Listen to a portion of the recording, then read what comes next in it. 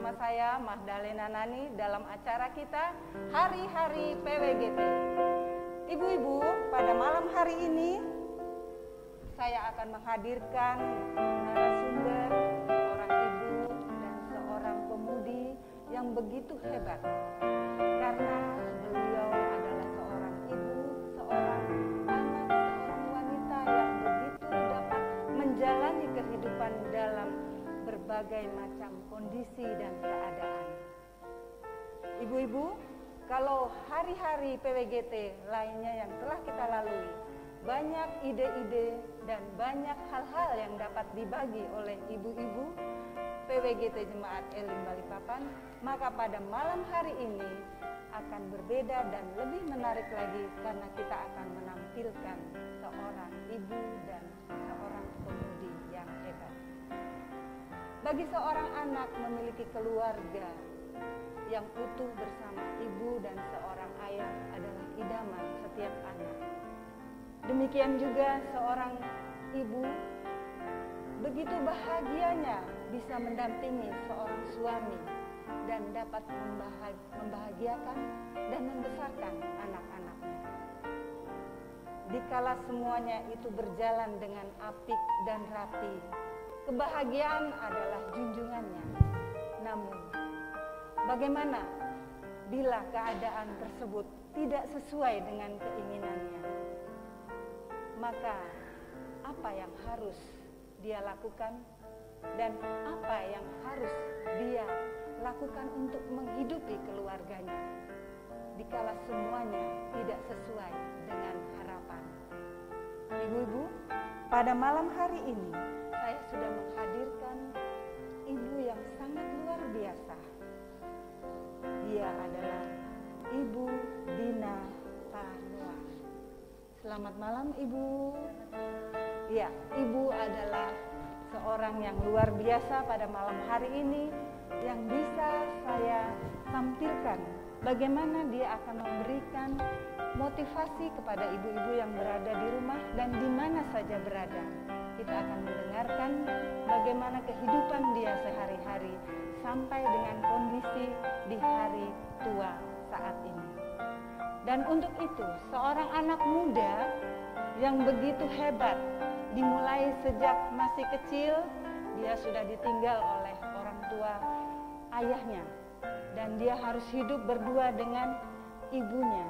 Sementara dia harus berjuang, tetap hidup dan berjuang bagaimana untuk bisa tetap berdiri, kokoh menghadapi kehidupan yang begitu hebatnya. Dan dia adalah Angel. Selamat malam Angel. Selamat malam Tante. Dia adalah pemuda Gereja Toraja Elim Balikpapan yang begitu rajin ikut dalam persekutuan pemuda dan persekutuan lainnya. Masih ada satu lagi yang dapat saya hadirkan dan tampilkan pada malam hari ini yang tidak kalah menariknya. Dia adalah ibu kita, Ibu Pendeta.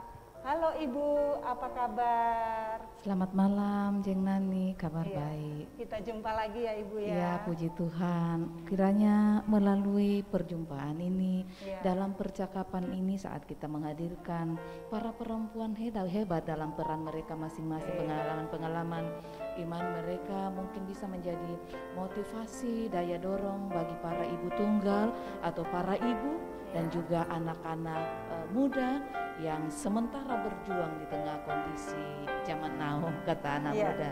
Iya, terima kasih. Iya, terima kasih Ibu. Terima kasih Ibu Dina. Saya sebut saja Oma ya, supaya lebih akrab ya Oma ya, boleh. Terima kasih sudah hadir semuanya di sini. Mbak Angel juga udah hadir di sini. Ibu Pendeta, terima kasih sudah meluangkan waktunya untuk boleh hadir di acara kita Hari-Hari PWGT malam hari ini.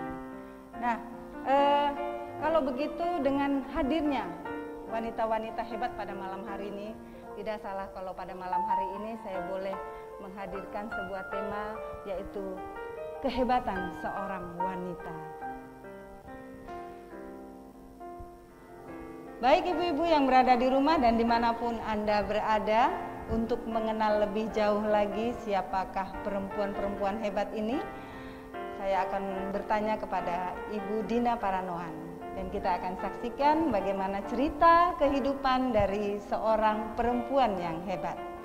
Selamat malam Ibu Dina. Selamat malam. Iya, mungkin ada baiknya saya panggil Oma aja ya, karena kebanyakan kita lebih suka panggil Oma ya, Oma Dina. Boleh, boleh. Dikenal dengan Oma Dina. Boleh, boleh. Nah, Oma Dina, terima kasih juga ya udah datang malam hari ini. Nah, saya ingin bertanya, mungkin juga ibu-ibu yang berada di rumah ingin tahu bagaimana cerita kehidupan Oma di masa lalu sampai dengan kondisi Oma sampai dengan saat ini dan bisa memiliki anak-anak yang semuanya bisa sukses, karena saya banyak dengar bahwa Oma ini dalam membesarkan anak-anaknya ini adalah seorang diri. Nah, mungkin Oma bisa cerita dulu sedikit bagaimana Oma ceritanya. Silakan Oma. Terima kasih Ya. atas kesempatan ini. Puji syukur saya bisa hari di sini karena kasih Tuhan. Jadi saya akan bercerita tentang keadaan saya bersama anak-anak. Ya. Pertama-tama waktu saya kenal sama Opa, ya satu kantor dengan kami, tapi dia bagian shipping. Jadi kadang-kadang kalau kapalnya sandar naik ke kantor, disitulah kami kenal. Jadi lama-lama saya tahu dia mau sama saya. Jatuh cinta Ya, Oma. itu namanya jatuh cinta sama saya. Oke. Jadi ya saya bilang kita tidak akan mungkin bersatu karena kita beda agama. Oh. Ya. Oke. Tapi lama kelamaan dia, ya puji Tuhan, Tuhan Yesus bekerja di dalam dia sehingga mau mengikut Tuhan Yesus. Oh, hebat Ya. sekali Ibu ya. Lantas? Jadi tibalah saatnya ya kami memasuki rumah tangga. Ya. Tetapi keluarga dari Opa tidak setuju karena dia ikut saya. Jadi seolah-olah dia sudah dianggap bukan keluarga lagi. Oh, jadi pada saat itu Oma menikah dengan Opa, tapi kondisinya waktu itu tidak disetujui dengan pihak keluarga Opa. Ya, betul. Ya, betul. jadi istilahnya di sini Oma dengan Opa udah dianggap oleh keluarga Opa itu tidak ada. Tidak ada, iya betul. Jadi di istilahnya ya kasarnya Bukan bagian keluarga lagi. Oh, oke, ya begitu ya. Ya, benar. Lantas gimana Oma? Jadi ya waktu berjalan terus Ya. 4 tahun kami membina rumah tangga. Kakak itu muncul bersama ibunya mengajak kami untuk pulang. Berarti kami sudah diterima. Kakak dari Opa ya? Ya, kakak oh dari gitu. Opa, ya. Oke. Jadi waktu cuti pulanglah kami bersama. Waktu itu kami sudah punya anak. Jadi pulanglah kami bersama anak-anak. Sampai di sana ya kalau hari Minggu kami diantar ke gereja. Oh gitu. Jadi puji Tuhan. Puji Tuhan ya, ya. keluarga di sana mau menerima kami dengan baik. Ya. Ya, Waktu itu di Bali kah Oma atau di mana lokasinya? di Bali. Oh di Bali. Ya, di Bali. Jadi kami kalau hari Minggu diantar ke gereja. Lama kelamaan Opa ini memang sering sakit-sakit. Oke. Sakit asma, kolesterol tinggi. Dan anak sudah lahir 4 orang. Oh jadi dalam 4 tahun itu atau berapa tahun sudah memiliki anak 4 itu gimana Oma? Sudah berapa tahun menikah? Memiliki anak 4? Tahun 74 sampai 80. Jadi tahun 74 sampai 6 tahun tahun 80. ya? 6 tahun menikah sudah memiliki 4 orang anak. Ya. Dan kebetulan semuanya pria ya? Ya, betul. Laki-laki, oke. Lantas gimana Oma? Ya. setelah umur tahun 1988 opa ini meninggal. 1988 Opa meninggal. Ya, meninggal. Itu posisi Oma masih di Bali atau sudah pindah? Sudah di sini. Oh, sudah di Balikpapan. Waktu ke Bali itu cuma cuti aja. Oh, cuma cuti. Ya. Oke. Jadi kami ya menetap di Balikpapan. Setelah Opa meninggal, tinggallah saya bersama anak-anak. Jadi kami berlima dengan anak-anak. Begitu terpukulnya saya bersama anak-anak, melihat anak-anak masih dalam keadaan kecil-kecil. Ya. Yang besar baru kelas 6 SD, baru 2 tahun naik kelas 6. Baru 2 bulan naik di kelas 6. Terus bapaknya pergi meninggalkan kami, panggil Tuhan. Begitulah pergumulan hidup saya bersama anak-anak. Begitu seolah-olah tidak ada harapan. Tidur pun susah tidur.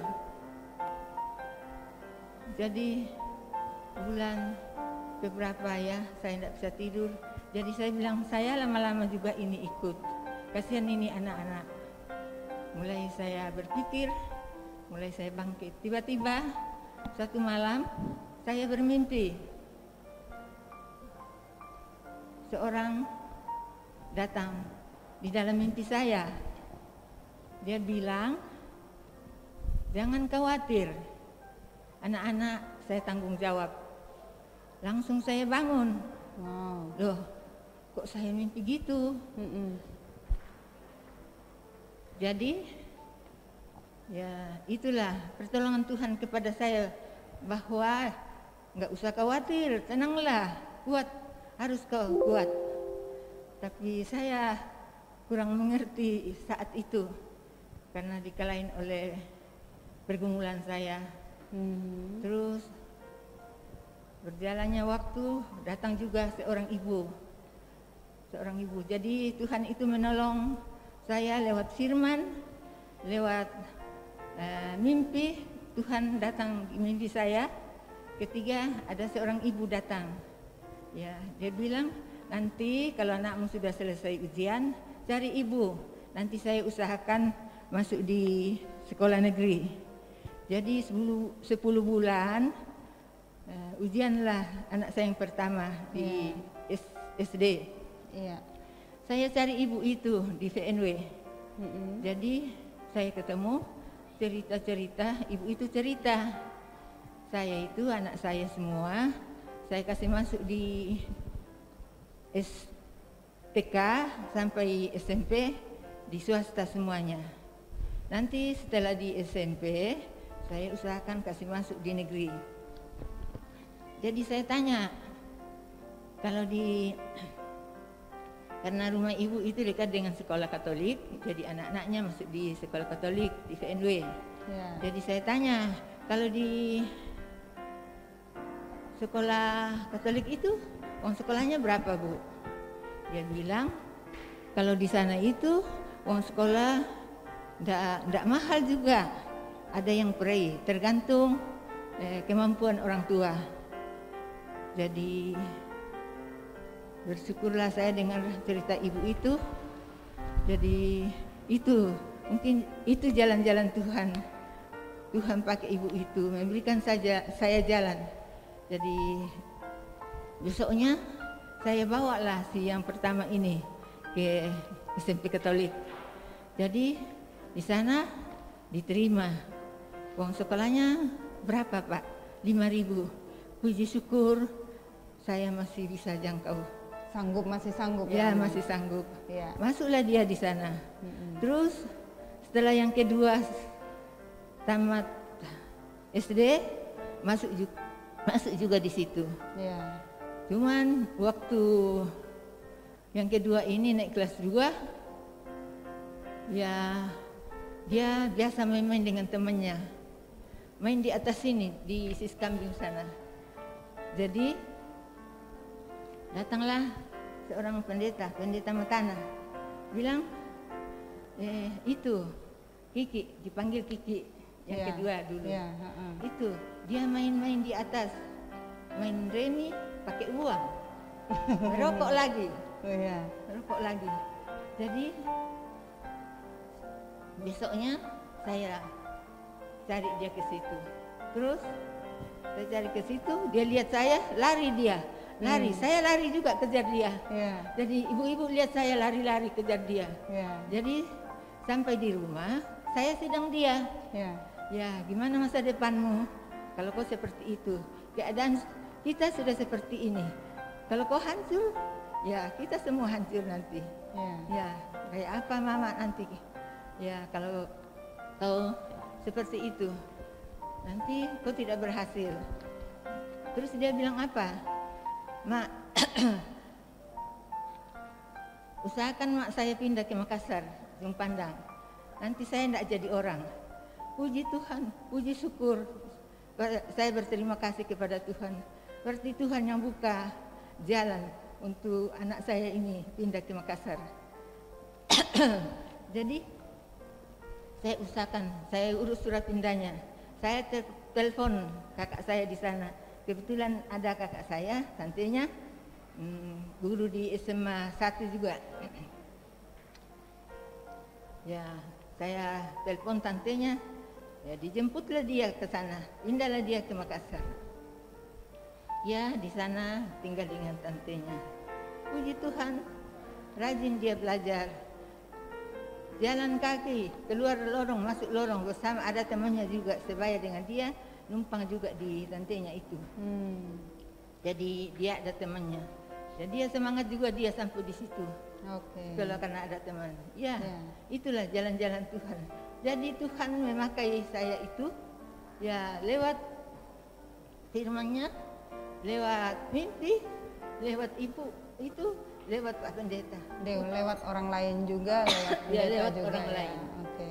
Itulah Tuhan buka jalan untuk kemajuan pendidikan anak-anak. Setelah yang kedua sudah di sana. Yang pertama sudah tamat SMP, dari pagar dia sudah terima ijazahnya. Teriak-teriak dia, "Mak, SMA 1 Mak, SMA 1." Maksudnya bisa masuk SMA 1 bisa. Oh, jadi dia NIM-nya. pulang sekolah dengan bangganya dan Ya. dengan penuh kegembiraan Ya. dia menunjukkan bahwa Mama ini saya bisa masuk SMA 1 Ya. gitu ya. Berarti nilai dia pada Nilainya. saat itu Ya, tahu. bagus semua ya. Oke, lantas? Terus Iya, di Makassar itu SMA 1 itu SMA favorit. ya, Oh, favorit oke. dulu. Oh gitu. Masuklah dia di SMA 1. Hmm. Tapi setelah naik kelas 2, saya pikir-pikir daripada saya di Balikpapan, Ya. pendidikan belum begitu maju, lebih baik saya pindah ke Makassar bersama anak-anak semua supaya di sana bisa ikut bimbingan untuk masuk di sekolah negeri kalau kuliah nanti.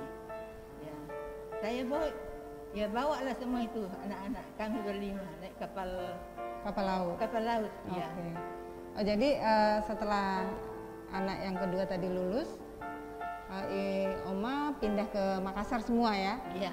Nah, pindah. terus kalau boleh tahu Oma, pada saat Oma ini kan Oma sendiri nih, terus Oma juga tidak ada, maaf Oma ya, tidak Ya. ada pekerjaan waktu itu. Iya, iya. Nah, terus untuk menghidupi kebutuhan memenuhi kebutuhan sehari-hari untuk keperluan anak sekolah itu, Oma asalnya dari mana? Atau mungkin ada apa gitu yang ditinggal oleh Opa sehingga Oma bisa memanfaatkan itu dengan baik atau bagaimana Oma? Ya. Tadinya saya juga kerja. Tadinya saya kerja juga 14 tahun. Iya. Terus Opa ya kerja di perusahaan asing. Jadi ya lumayan lah pendapatannya, jadi kami bisa untuk menyimpan sedikit-sedikit untuk biaya ke depannya buat biaya anak-anak. Terus Opa waktu meninggal dari kantor dapat juga ya uang Pesangon Pesangon. gitu ya. Oh gitu. jadi ya Jadi itulah yang Oma itulah yang olah. kelola. Saya Oma depositokan kelola. semuanya. Mm-mm. Ya, jadi saya berangkat itu uang tersebut saya deposito semua. Jadi bagi-bagi berapa lembar karena kalau di atas 5 juta dipotong pajak. Jadi orang bank ya ngasih menyarankan supaya dipisah-pisah. Ya. Ya, itulah pertolongan Tuhan juga melalui orang di bank itu. Ya. Jadi memang terlihat di sini bahwa Oma benar-benar mendapat berkat, mendapat pertolongan dari Tuhan kita Yesus, karena dari kehidupan Oma yang Oma terpukul pada saat Opa pergi, itu Oma mendapat perlindungan dan sapaan secara langsung, baik langsung oleh Pak Pendeta, seorang ibu, kemudian oleh firman-firman yang Oma dengar, kemudian juga dari mimpi. Ya. Jadi benar-benar nyata bahwa kasih Tuhan itu tetap menyertai Oma ya. Oke. Ya. Nah, setelah pindah ke Makassar mungkin Oma mendapatkan hal-hal yang baru atau mungkin mendapatkan kesulitan-kesulitan apa gitu, karena posisi saat ini kan anak-anak yang 4 orang ini sudah mulai dewasa dan tentunya mereka juga membutuhkan biaya yang lebih besar lagi, ya kan? Karena mereka harus kuliah, mereka harus pendidikannya harus lebih tinggi lagi. Nah itu Oma gimana? Apakah masih dapat memenuhi yang tadi Oma bilang didepositokan tadi, atau udah kerja lagi atau bagaimana Oma? Selama itu sudah saya tidak kerja lagi, tetapi waktu masih ada Opa, kami punya rumah kan ada 2 di bawah itu, 1 dijual sama Opa, tapi dia masukkan di Tabanas, jadi uang itu masih ada. Hasil jual rumah. Itulah ya tambahan deposito semuanya masukkan deposito. Jadi itulah yang dipakai oleh anak-anak untuk sekolah, juga untuk biaya makan. Untuk biaya makan. Jadi saya harus bagaimana memakai menggunakan cukup. Uang itu secukupnya, hidup dengan sederhana apa adanya. Ya, yang penting ada sayur, ada ikan sedikit. Ya, yang penting anak-anak hidup, bisa sekolah dan bisa makan. Itulah keadaan kami. Ya, kalau tidak tidak hemat-hemat, ya bisa habis, belum waktunya anak-anak pertengahan sudah tidak ada biaya. Jadi itulah Tuhan kasih saya hikmat untuk bagaimana cara membagi, mempergunakan uang tersebut. Iya. Jadi kalau saya simpulkan di sini kondisi Oma yang terberat adalah dan sangat terpukul saat Opa pergi. Kemudian bagaimana Oma harus mengelola dana yang ditinggal oleh Opa, ya sampai harus Opa saat itu menjual rumah ya. Kemudian bagaimana Oma harus mendidik anak-anaknya, karena anak-anaknya kebetulan semuanya pria, dan kita tahu kalau anak-anak pria mungkin lebih agresif, lebih aktif ya Oma ya. Jadi Oma sampai harus kejar-kejaran ya di situ tadi ya ceritanya. Tapi semuanya itu membuahkan hasil, karena saya tahu bahwa sekarang Oma memiliki anak-anak yang semuanya dan keempat-empatnya itu sukses, gitu ya Oma ya. Karena semuanya sudah memiliki punya kerja. Ya, sudah memiliki pekerjaan yang baik, semuanya mempunyai posisi yang baik dan sudah berumah tangga semuanya dengan baik dan memiliki cucu-cucu yang sehat-sehat juga. Itu semua karena kasih Tuhan. Kalau bukan Tuhan, saya tidak mampu. Saya tidak sanggup menghadapi semua cobaan ini. Cobaan yang begitu berat saya hadapi. Selama itu tidak ada senyum. Boleh dihitung dalam setahun itu senyum saya tidak ada. Mahal ya Oma ya. Boleh dihitung. Kalau sekarang sudah lebar senyumnya ya Oma ya. Puji Tuhan ya Oma ya. Nah, saya beralih ke Ibu Pendeta ini. Ibu Pendeta, kalau misalnya tadi kita dengar dari Oma bercerita tentang kehidupannya dia, mungkin kira-kira ada hal-hal yang bisa kita ambil dari sisi cerita atau mungkin dikaitkan dengan Ibu sebagai pendeta atau sebagai ibu rumah tangga juga, yang kita tahu juga ibu saat ini harus berpisah dengan keluarga karena ibu harus menjadi kepala jemaat di Balikpapan, sementara keluarga juga ada di Makassar. Nah, mungkin bagaimana Ibu? Iya, maksudnya pendeta jemaat ya, Jeng. Iya. Iya, oke, baik. Posisi yang dialami, saya kira semua perempuan tidak ingin berada di posisi yang dialami Oma gitu ya. Betul. Tetapi realitas hidup tidak sama pada semua perempuan, dan akhirnya ada ibu yang harus menjadi orang tua tunggal, mendidik, mengarahkan anak-anaknya. Tadi saya mau tanya sama Oma, ketika dalam kondisi seperti itu pasti banyak pergumulan. Lalu tempat curhatnya Oma siapa gitu ya? Iya, Oma. Mungkin Oma tempat bercerita Oma pada saat Oma sedih. Pada tengah malam datang kepada saat Tuhan mencurahkan seluruh isi hati, mohon penguatan, ataukah ada orang lain dan lain sebagainya? Ya, pertama-tama pergumulan saya serahkan ke tangan Tuhan. Saya percaya Tuhan tidak meninggalkan saya. Tuhan bilang, jangan khawatir, saya tanggung jawab. Jadi itulah pegangan saya. Jadi saya harus berjuang, kerja keras untuk mengurus anak-anak. Setiap jam 5 saya sudah bangun. Saya harus bangun jam 5 untuk mengurusin sarapan anak-anak. Setelah itu anak-anak pergi sekolah, saya nyuci segala macam saya kerjain. Itulah perjuangan saya. Kita tidak boleh malas. Karena kalau kita tidak mengurus anak dengan baik, nanti anak-anak akan bagaimana ya, tidak akan semangat juga untuk sekolah. Jadi tiap pagi itu saya sudah bangun jam 5. Begitulah kehidupan saya. Waktu anak-anak yang pertama sudah masuk di perguruan tinggi, masuk di Unhas Teknik. Terus yang kedua waktu ngisi formulir, setelah itu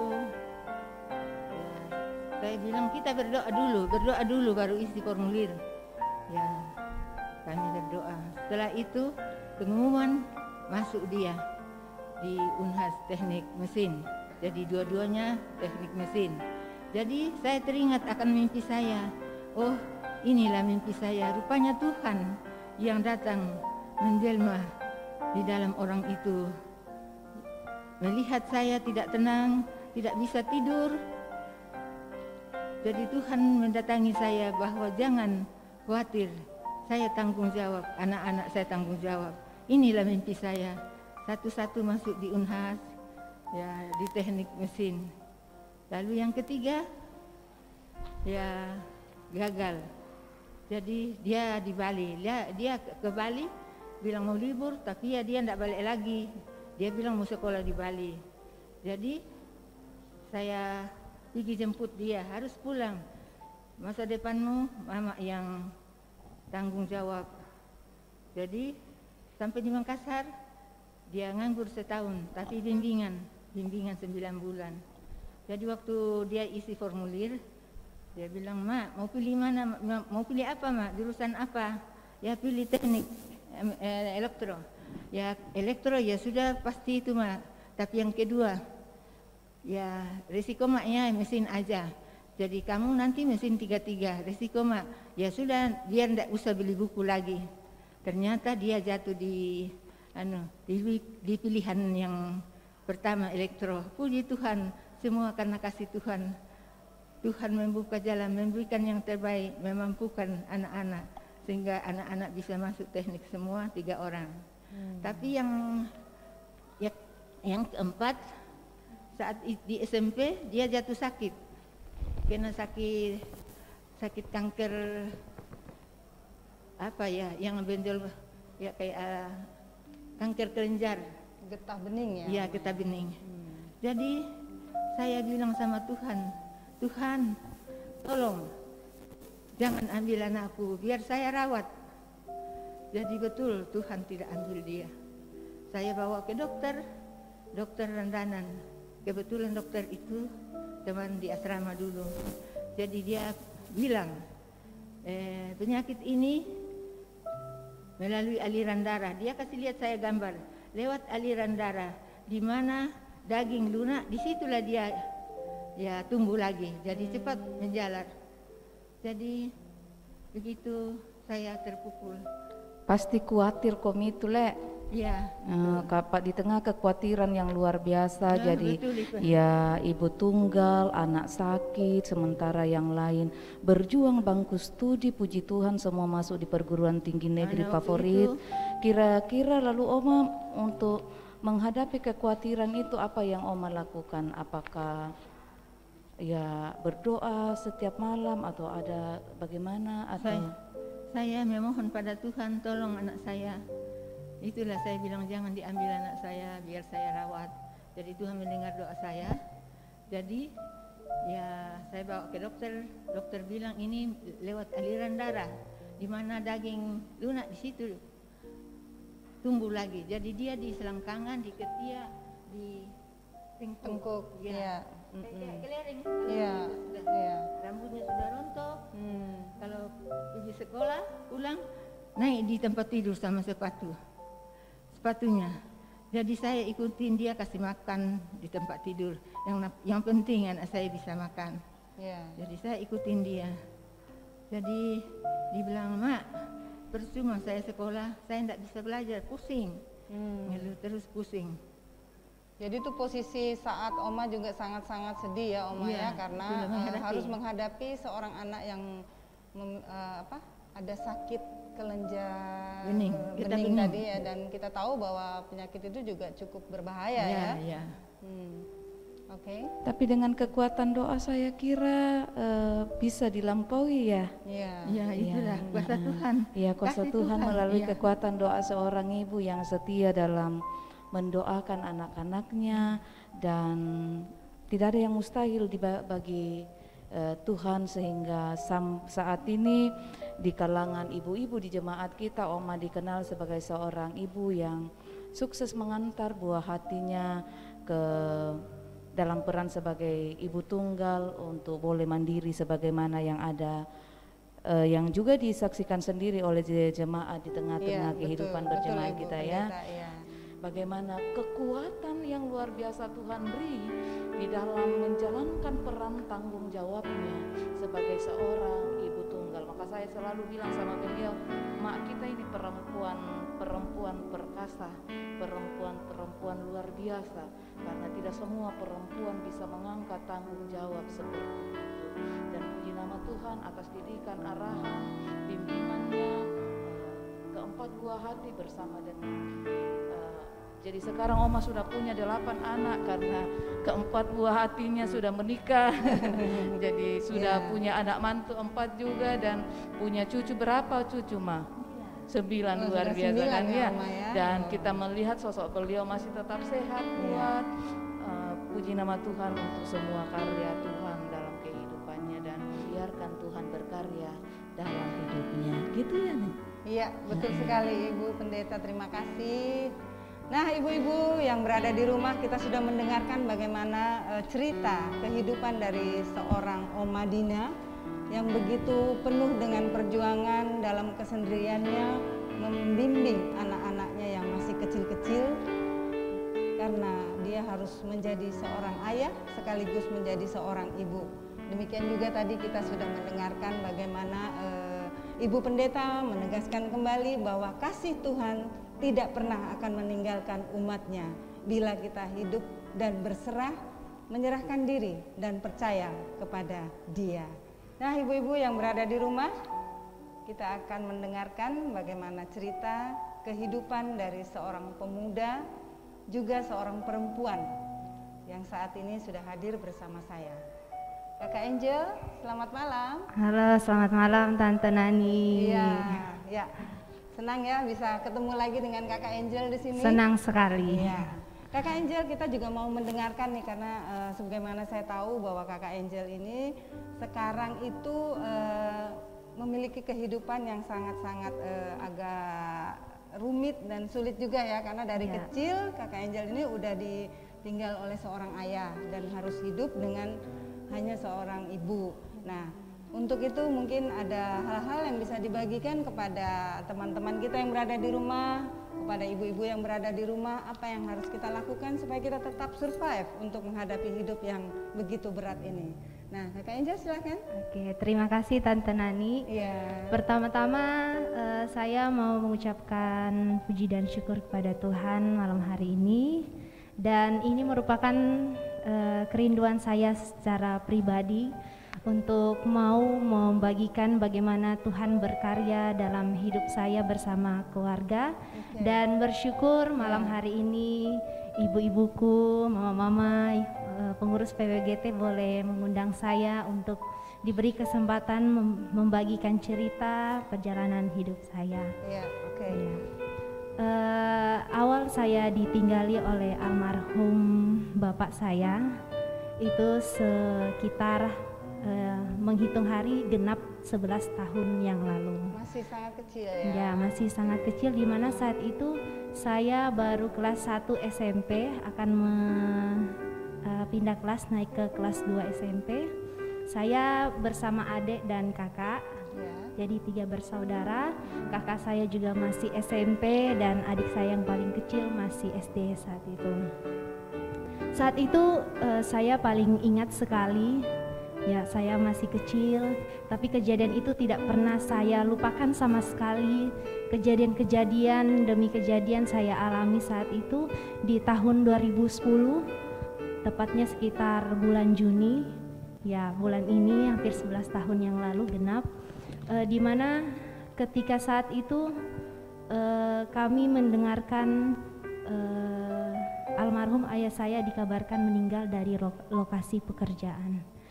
Ya, jadi sebelumnya itu keluarga kami sudah berencana, istilahnya sudah berapa kali ada kabar berita duka, di mana sebelum dikabarkan bapak saya meninggal akan ada rencana untuk pemakaman kakek saya, bapak dari mama, untuk dikuburkan di Toraja. Dan tidak lama kemudian kabar duka lagi datang bahwa rumah di Toraja yang paling megah, istilahnya di dalam halaman itu terbakar habis. Pertama-tama saya tidak bisa membayangkan bagaimana istilahnya kabar duka bertubi-tubi datang, khususnya kepada mama saya. Dan ketika beberapa hari sebelum ayah saya dikabarkan meninggal, kami sudah bertelepon untuk berencana pulang kampung menguburkan ini kakek saya. Dan itu sekitar hari Selasa, masih teleponan dengan almarhum. Ya, bapak saya kerjanya di lokasi, jadi kalau pulang mungkin setahun bisa 2 kali. Dan ini kami berencanakan pulang ke Toraja, dan tiba-tiba 2 hari kemudian tiba-tiba kami dikabarkan dari lokasi pekerjaan bahwa ayah saya meninggal. Ya, tiba-tiba, tidak jadi ada. Meninggalnya di lokasi ya? Ya, itu karena sakit atau kecelakaan kerja? Ya, bukan sakit juga bukan, kecelakaan kerja juga bukan. Yang pasti saat itu antara 2 pilihan, dia meninggal dalam mes, antara dia keracunan obat yang sudah kadaluarsa, atau mungkin setelah dia minum kopi dia langsung minum obat karena keluar busa dari mulutnya. Dan saat itu di teman sebelah mesnya mendengar pada saat itu malam-malam Bapak Dodi dipanggil biasa. Kenapa Bapak Dodi ini tidurnya lain-lain, ngorok besar gitu. Mau dibuka pintunya tetapi dikunci dari dalam tidak bisa. Nah, ketika sudah didobrak pintu dan diusahakan untuk dibawa ke rumah sakit, nyawanya sudah tidak sampai lagi. Di situ ketika pertama kali mama saya mendengar, namanya saya masih kaget, masih anak kecil yang masih belum tahu sama sekali apa-apa, hanya bisa terdiam dan kenapa mak, itu mama saya menangis, bagaimana dia mengalami cobaan bertubi-tubi, istilahnya kabar duka bertubi-tubi. Ini lagi sampai rasanya dia ingin, saya paling ingat sering mengacak kepalanya sampai dia juga ingin mati ketika mendengar kabar itu. Dan kemudian, tak lama kemudian ya, apa yang sudah terjadi itulah yang terjadi. Setelah hampir 1 minggu, setelah acara di rumah, bapak saya di hari Jumat itu langsung tiba di rumah, dan di hari Selasa langsung dikuburkan. Dari hari Kamis, hari Selasanya dikuburkan, dan setelah penguburan beberapa hari kemudian berangkatlah kami ke Toraja untuk melakukan penguburan. Ya, dari situ, semenjak dari situ kami menjalani kehidupan, tentunya juga masih tetap dalam pergumulan demi pergumulan kami hadapi semenjak saat itu. Yang sebelumnya saya hidup jarang sekali atau tidak pernah melihat mama saya menangis. Oke.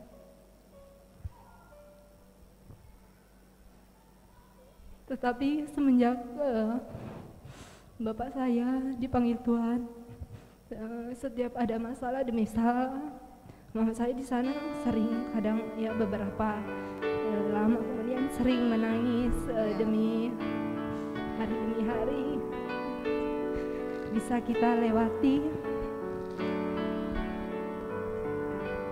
Dan yang membuat saya sedih lagi adalah mama saya hanyalah sebagai seorang ibu rumah tangga yang tidak mempunyai pekerjaan sama sekali.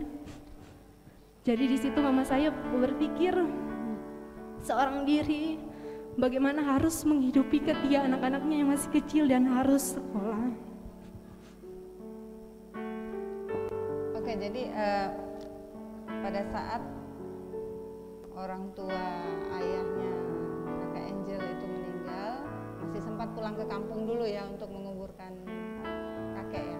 Itu sebelum bapak saya. Sebelum meninggal ya. Jadi sebelum acara itu kami harus menguburkan bapak dulu di sini di Balikpapan. Gitu. Jadi setelah acara selesai di sini baru kami lanjut ke kampung untuk menguburkan kakek. Jadi memang double-double ya istilahnya masalah yang harus dihadapi. Nah, kemudian Kakak Angel kan melihat itu ibu di situ sering menangis ya, karena dengan kondisinya dia sudah tidak memiliki suami, dia harus membesarkan ketiga anaknya, namun dia tidak memiliki penghasilan apapun. Nah, untuk di situ untuk tetap bisa berdiri tegak dan menghidupi ketiga anaknya, mungkin ada kegiatan apa yang ibu lakukan, atau anak-anaknya mungkin ada sesuatu hal yang bisa dilakukan sehingga boleh menghasilkan uang gitu untuk kelanjutan hidupnya. Ya, jadi untuk melanjutkan hidup, mau tidak mau mama saya harus bekerja. Jadi mama mencari pekerjaan yang mungkin mama bukan orang yang bisa kerja seperti di kantor-kantoran. Saat itu mama mulai bekerja seperti dia sedia kala bekerja di rumah-rumah ini yang ada di Chevron untuk menjadi asisten rumah tangga, masak, ya mencuci dan lain sebagainya. Ya dari situ mama berusaha menghidupin kami hingga kami boleh sampai SMA, dan sepanjang perjalanan kami bersekolah tentunya saya entah dari mana, saya dari kecil saya boleh istilahnya mengikuti arus ketika mungkin teman-teman yang lain mungkin merasa putus asa, saya nggak mau lanjut sekolah, saya mending lebih baik bekerja dan lain sebagainya, membantu orang tua saya. Tapi entah kenapa saya diberikan ini untuk kamu harus terus berusaha untuk bisa bahagiakan mama kamu. Dia berjuang untuk kalian sekolah, berjuang untuk ya kehidupan kalian sehari-hari. Ya jadi dari sepanjang kami sekolah tentunya Tuhan itu lagi, Tuhan tidak pernah meninggalkan. Tuhan tidak pernah meninggalkan kami sampai kami jatuh tergeletak, sampai kami kelaparan atau kami tinggal di jalanan, tapi Tuhan luar biasa memelihara hidup kami berempat. Tuhan tidak pernah membiarkan kami kelaparan, dan pada akhirnya suatu ketika kadang saya berpikir di mana teman-teman saya atau anak-anak lain bisa istilahnya bermain bebas, tidak berpikir seperti ini mau ini dan itu, di mana sebelum masih ada bapak saya, ayah saya, saya bisa diajak jalan-jalan. Ketika sekolah saya dikasih uang untuk jajan lebih, tetapi semenjak tidak ada ya saya kalau ada dikasih ada, kalau tidak ada ya tidak ada. Dan saya kadang sampai sekarang pun masih merasa iri gitu melihat teman-teman yang atau teman-teman lain yang masih lengkap orang tuanya bisa bertumbuh secara dewasa, berhasil bersama orang tua lengkap.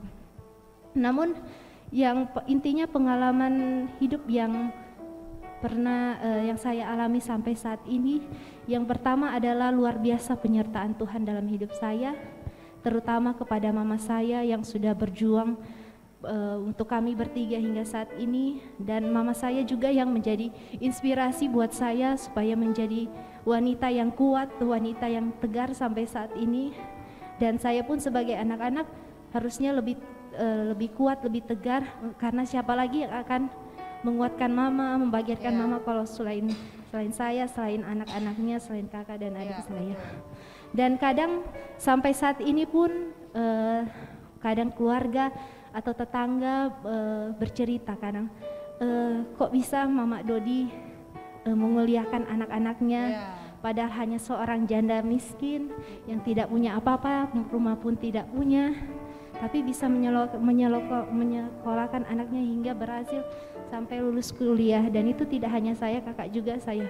Nah, disitulah mama saya bilang, itulah luar biasanya Tuhan, Tuhan yang sangat hebat, bukan karena saya yang kuat, bukan karena saya yang hebat, tetapi semuanya karena Tuhan yang berkarya dalam hidup keluarga.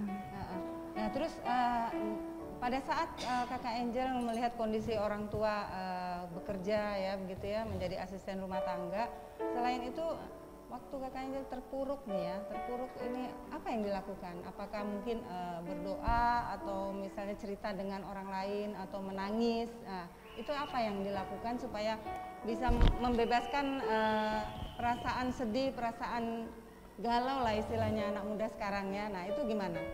Ya, mungkin pertama-tama tidak ada tempat berlari saya selain kepada Tuhan. Jadi sampai sekarang pun masih ketika saya sedang mendapat masalah, bergumul, ya saya ceritakan kepada Tuhan. Jadi dalam doa ya? Dalam doa tentunya, kepada siapa lagi kalau kan? Siapa yang kita harapi di dalam diri bukan selain Tuhan. Manusia, iya, itulah yang menjadi andalan saya, yaitu Tuhan. Dan tentunya dalam setiap menjalani kehidupan tentu ada berkat-berkat Tuhan yang selalu Tuhan nyatakan melalui orang-orang sekitar yang tidak berkesudahan, di mana pernah saya bercita-cita ketika lulus SMK, saya ngotot mak saya pokoknya selalu SMK saya mau langsung kuliah sambil kerja. Hampir di situ ya saya berdoa sama Tuhan, Tuhan bisakah aku ini kuliah? Karena saat itu sama-sama lulus dengan kakak tahun yang sama dan sama-sama mau memasuki kuliah. Saya ngotot untuk benar-benar aku mau langsung masuk kuliah supaya saya tidak perlu nganggur beberapa tahun lagi, supaya bisa langsung lulus bekerja. Dan puji Tuhan, Tuhan mengabulkan doa saya, di mana saya Tuhan boleh izinkan untuk kuliah, juga Tuhan izinkan di tahun semester 2 kuliah saya boleh sambil bekerja. Jadi di situ saya juga bisa sedikit membiayai kuliah saya sendiri ya, sembari juga Tuhan berikan berkat melalui beasiswa yang ada, jadi sedikit membantu untuk itu. Luar biasa kalau kami melihat perjalanan hidup ke belakang, Tuhan luar biasa. Jadi kelihatan di sini bahwa memang Angel tuh benar-benar semangat dalam menghadapi apapun yang kehidupan, kesulitan kehidupan yang dihadapi, di mana tempat mengadunya satu-satunya adalah Tuhan. Ya, gitu ya. Hanya Tuhan. Jadi semuanya apa yang Angel rasakan, apa yang Angel alami, semuanya itu disampaikan kepada Tuhan, dan permintaan pun disampaikan langsung kepada Tuhan, dan nyatanya besar puji Tuhan, semuanya boleh terkabul sebagaimana yang sudah diharapkan oleh Angel. Iya, luar biasa. Intinya Tuhan luar biasa dalam hidup saya. Inspirasi yang sangat memberikan masukan, inspirasi yang sangat baik buat kita semua ibu-ibu yang berada di rumah, dan khususnya bagi anak-anak pemuda dan pemudi yang berada di rumah juga boleh mengambil inti cerita bagaimana seorang pemudi, seorang Angel, seorang perempuan yang masih muda, dari kecil sudah ditempa kehidupan dengan berbagai masalah di dalam menjalani kehidupan bersama orang tua tunggalnya. Ya. Nah, ibu-ibu, demikian tadi bagaimana kisah dari perempuan-perempuan hebat yang telah hadir pada malam hari ini.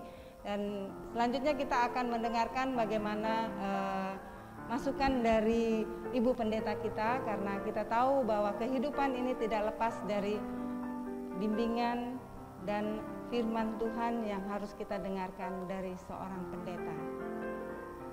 Ya, Ibu Pendeta Titi, mungkin ada secara singkat boleh disampaikan dari kesimpulan dari kedua Ibu dan Nona kita yang cantik ini, apa yang bisa kita ambil dan maknanya mungkin, atau dari sudut pandang Ibu sebagai pendeta. Baik, ibu-ibu yang dikasihi Tuhan, dalam pengalaman iman yang boleh di-share bagi kita pada malam ini, saya berpendapat bahwa tidak ada yang mustahil bagi Tuhan. Dan dalam situasi apapun, ketika kita menghadapi berbagai pergumulan melalui proses hidup yang harus kita lewati, sebagaimana ibu kita, Ibu Dina sebagai orang tua tunggal, sebagaimana Angel yang menjadi yatim di saat usia masih belia, mereka tetap kokoh, teguh, ada sebagaimana ada saat ini, semata-mata karena karya kasih Tuhan. Benarlah apa yang dikatakan oleh Filipi 4 ayat 13, segala perkara dapat kutanggung di dalam Dia yang memberi kekuatan kepadaku.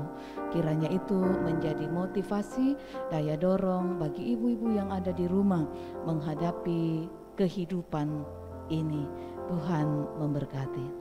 Ya, terima kasih Ibu Pendeta Titi. Kembali untuk kasih masukannya. Nah, ibu-ibu yang berada di rumah dan dimanapun Anda berada, demikian tadi acara kita dan perbincangan kita dengan perempuan-perempuan hebat yang sudah saya hadirkan pada malam hari ini. Dan dengan berakhirnya acara ini, demikian pula saya mengucapkan banyak terima kasih kepada Oma Dina, kemudian dengan Kakak Angel, Sama-sama. dan Ibu Pendeta Titi. Terima kasih semuanya sudah boleh meluangkan waktunya untuk bisa hadir bersama kita di acara Hari-Hari PWGT pada malam hari ini. Semoga apa yang sudah disampaikan dan diceritakan oleh kedua tamu kita ini sebagai perempuan-perempuan hebat boleh menjadi inspirasi atau menjadi motivasi di dalam kehidupan kita semua, bahwa kita jangan mudah menyerah, tetapi tetap berusahalah dan jangan lupa tetap percaya kepada Tuhan dan berserah kepadanya, karena semuanya akan berlaku apabila berserah kepada Dia yang berada di surga. Nah, ibu-ibu semuanya, demikian. Salam sehat buat kita semua. Jangan lupa menggunakan dan masker, protokol kesehatan untuk keamanan kita bersama. Dan selamat malam.